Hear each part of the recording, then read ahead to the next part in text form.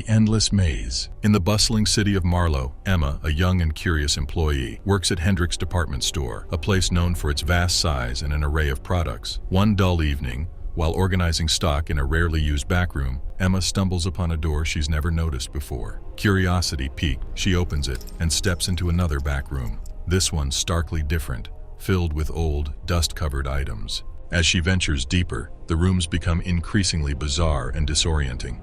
The walls are lined with antique mirrors that reflect twisted images, clocks that run backward, and paintings whose eyes seem to follow her movements. The air grows colder, and a feeling of being watched creeps over her.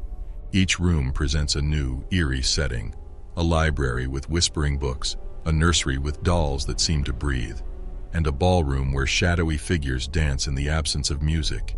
With every step, Emma feels the space observing her, its malevolent intent growing clearer. Emma tries to retrace her steps, but the layout of the rooms keeps changing, doors disappearing and corridors shifting. The realization dawns on her that the backroom is a living entity, a labyrinth that feeds on the energy of those who enter it. Panicked, Emma searches for an escape, her anxiety mounting as she hears the distant sound of the store announcing its closing. The rooms become more menacing. Statues bleed from their eyes. The air fills with the sound of twisted lullabies, and ghostly hands reach out from the walls. In a desperate bid to find her way out, Emma begins to run, her breaths echoing in the suffocating atmosphere. The backroom responds to her fear, the rooms closing in around her, the ceilings lowering, and the floors warping. As the lights in the store dim, signaling its closure, Emma finds herself in a room with no doors, the walls inching closer. The backroom whispers secrets and forgotten tales, each one more horrifying than the last. Emma realizes the terrifying truth. She is now part of the backroom, another lost soul in its endless, shifting maze. The next day at Hendrick's department store, employees whisper about Emma's mysterious disappearance. Unbeknownst to them, the door to the backroom labyrinth remains hidden in plain sight, its appetite unquenched, ready to lure in the next curious soul. Forgotten. In the heart of a bustling metropolitan city, Alex, an unassuming office worker, toils away in the mundane reality of his corporate job. One late evening, while searching for supplies in the rarely used backroom of his office building, he discovers a peculiar door, old and out of place amidst the modernity. Driven by curiosity, Alex opens the door, only to be met with a void. Each subsequent opening reveals different, nightmarish vistas.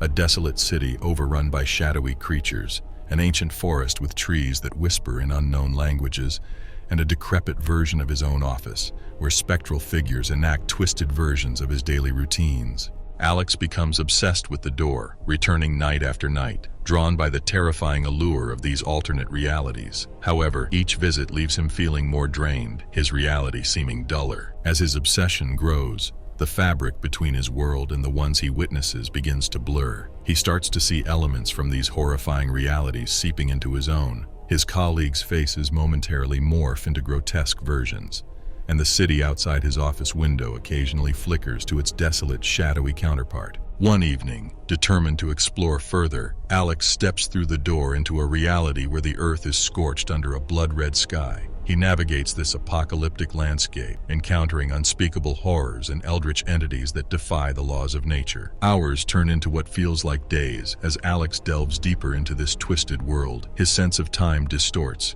and the line between his original reality and the alternate one becomes irreparably blurred. Finally, after what seems like an eternity, Alex finds another door, similar to the one in his office backroom. Desperate to return to his reality, he steps through, only to find himself in an entirely different world. He emerges into a peaceful, pastoral scene, far removed from the urban sprawl of his city. The architecture, the clothing of the people, and the technology suggest he's in a different time, perhaps a different dimension entirely. His office building, his city, his entire life as he knew it, is nowhere to be found. Alex is forced to come to terms with his new reality.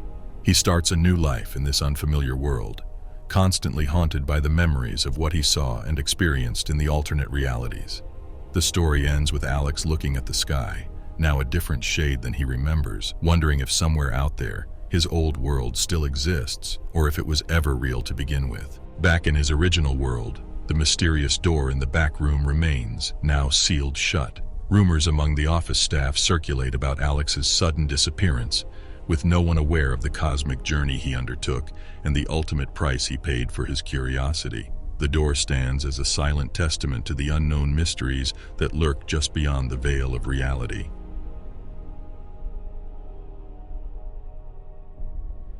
Time's labyrinth. In the quaint town of Eldridge, nestled among cobblestone streets, stands an old revered clock shop known as the Timekeeper's Haven. Julian, a young and curious employee, works amidst the ticking of countless clocks, each with its own story. One quiet afternoon, while searching for a rare timepiece in a seldom-used backroom, Julian stumbles upon a hidden door veiled behind an ancient grandfather clock.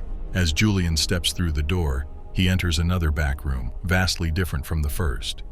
This room is filled with clocks of all kinds, but something is amiss. The clocks are not synchronized, and their hands move erratically. Julian soon realizes that time in this room doesn't adhere to the rules of the outside world. Minutes stretch into hours, and hours shrink into seconds. As Julian navigates the room, he experiences sudden bouts of aging, his reflection in the mirror shifting from young to old and back again. The room, it seems, is a nexus of time, where the past, present, and future converge.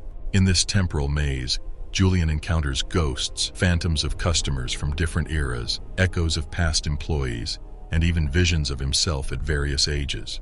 These apparitions replay moments of their lives, unaware of Julian's presence.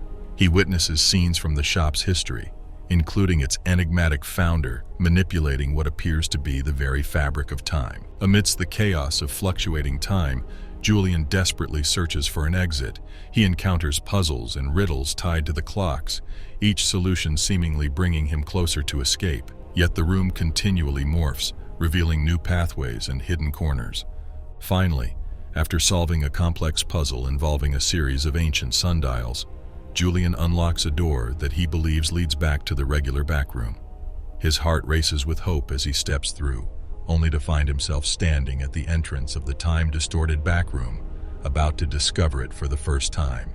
A chilling realization dawns on him. He's trapped in a time loop, forever destined to rediscover and attempt to escape the enigmatic room. Each cycle offers a glimmer of hope, each iteration a cruel reminder of his imprisonment in this temporal labyrinth. As the door closes behind him, resigning him to yet another cycle, Julian wonders if he's ever truly existed outside this room, or if he's just another phantom, a captive of time in the Timekeeper's Haven.